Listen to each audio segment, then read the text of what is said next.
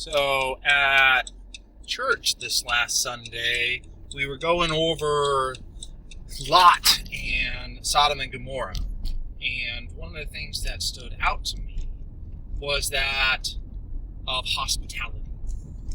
And it reminded me a lot of the Passover, that the Passover is about God's protection.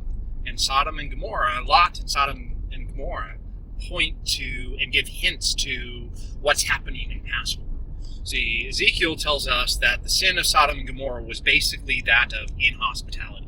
They took advantage of the poor and the widow and the outcast. Instead of protecting them, they abused them, type of a thing. And so when Abraham had seen the three men walking, and he said, "Come, let me feed you," come under, essentially in this ancient Middle Eastern idea, let me come under my protection, type of a thing. Come into my house and let me feed you. And so this hospitality situation going on there. And then the two angels go on ahead into Sodom and Gomorrah, and they go into the city, and Lot sees them because they are just going to sleep in the town center. And Lot says, no, come into my house. And they say, "No, we're just going to sleep here." And Lot says, "No, come into my house." And that is like that standard bartering process in the ancient Near Eastern thought process, that you always deny an offer the first time, and then you let them impose the offer the second time, and then you accept.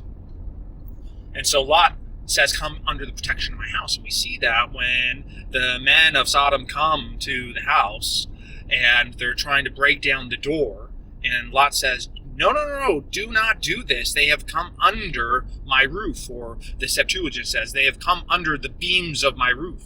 Basically, they have come under my protection because they are now in my hospitality. And so then I cannot allow this to happen. The same type of situation is happening in the Exodus for Passover. God had told the people that he was going to judge the land of Egypt. He's going to judge the entire land of Egypt. And so he says, this is what you need to do. You need to grab a lamb that is unblemished, and you need to roast it. And he specifically says, don't boil it. He says, you need to roast it.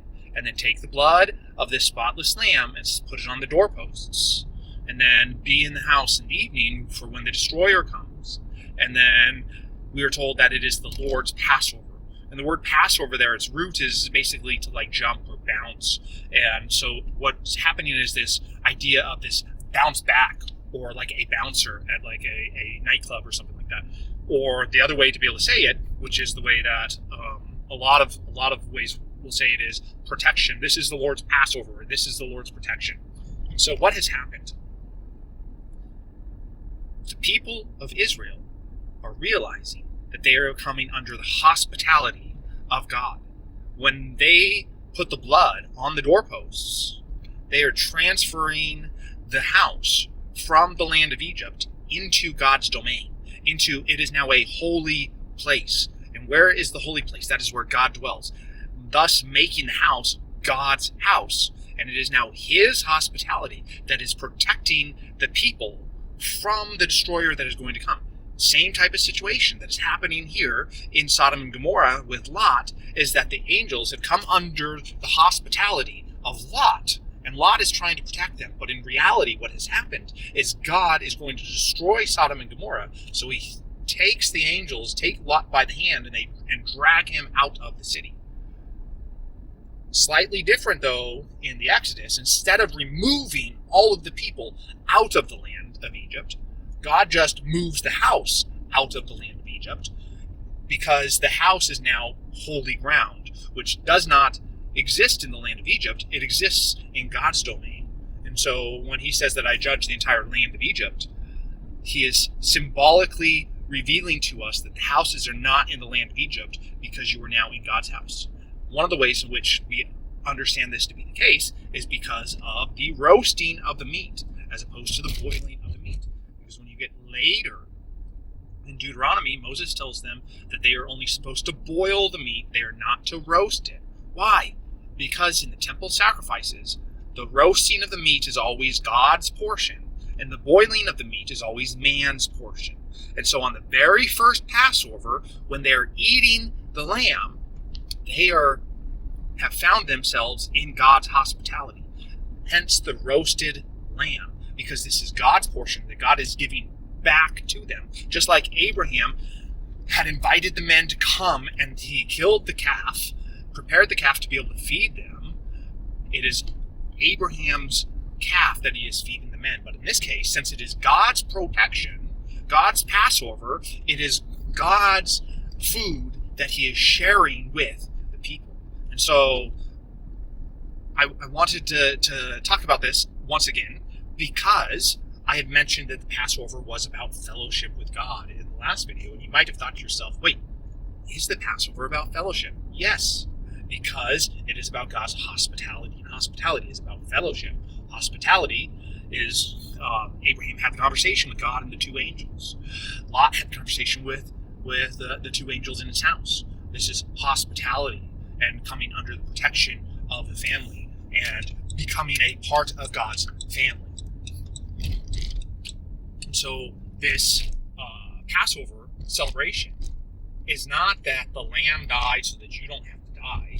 The Passover celebration is that you have now come under God's protection. Just like the angels have come under Lot's protection, we have come under God's protection. Back around again for a second here. I said that when the blood goes onto the doorposts, that is pointing to the fact that this is God's house, or this is a holy house. And that I said it has transported the house from the land of Egypt into the land of the holy. And this is what we see happening with the blood as you go through the temple system, is blood moves you from one domain to another domain.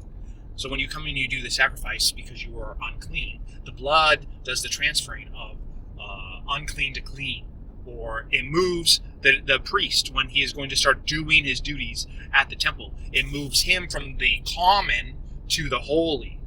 In fact, we see this moving aspect of the blood even when it's applied to Jesus or applied to us, and it says that we have been brought near by the blood of Jesus. And so the blood of the lamb has transformed the doorpost from your house to God's house. How do we know this? Because the blood of the lamb is to be applied to the doorposts of the temple, just like it was applied to the doorposts of houses in Egypt. And it is about fellowship. It is a promise of God's protection. And it is about fellowshipping with God. Remember, the blood is applied to the doorposts.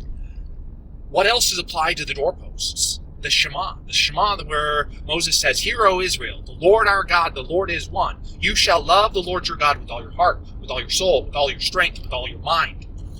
This is to be, you were to write it on your hands, you were to write it on your forehead, you were to write it on your doorposts. What is this? This is a promise of loyalty to God, of being in fellowship with God, fidelity to God.